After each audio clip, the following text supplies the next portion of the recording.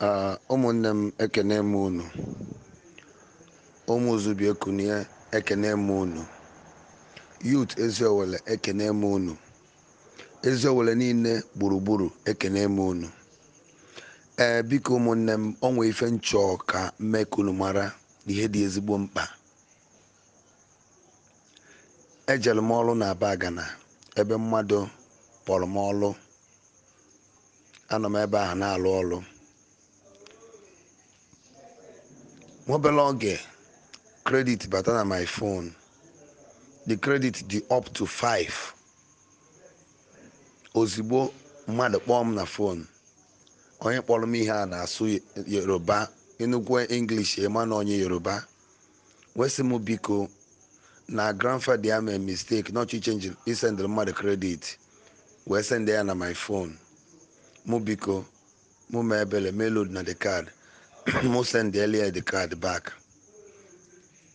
Nwe gwe na mama send the card back na ma load kwe na nwere ihe nji eme nya load card ya o load sie nya gwa m na load si gi ya.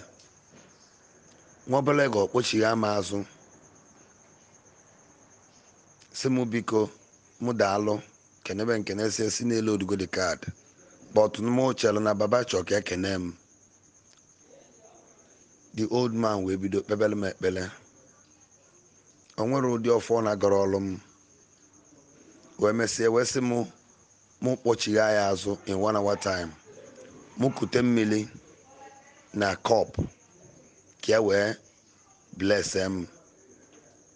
Nkulie mụ nọrọ privately mụ na mmadụ anọ na nye chọ ka enye m blessing. Nsị ya o. After 1 hour, he said number kpochekwa m back again. A pick cross him the number.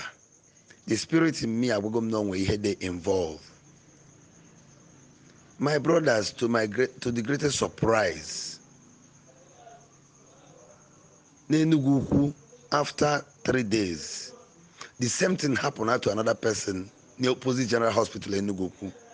Imana the person jekute mmili no dey no ka enye blessing ka ọkpata ego. No, according to the people who were Imana this boy kept ekpele welozie mmili aha. The man covers another long story and other things. Imana within some minutes or say the guy nyang other mmili.